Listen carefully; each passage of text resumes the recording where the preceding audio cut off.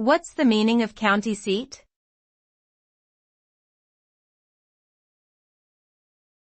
County seat.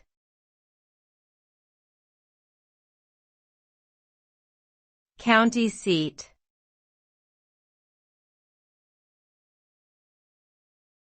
County seat.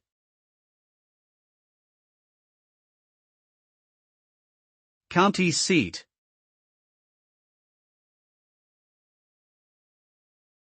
A county seat refers to the administrative center of a county government.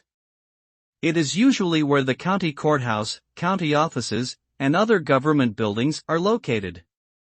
The county seat is typically chosen by a vote or decision of the government officials and is often the most populous or centrally located city within the county. The county seat is responsible for conducting government operations, including elections, issuing licenses, and providing services to residents. It also serves as a hub for economic and cultural activity within the county.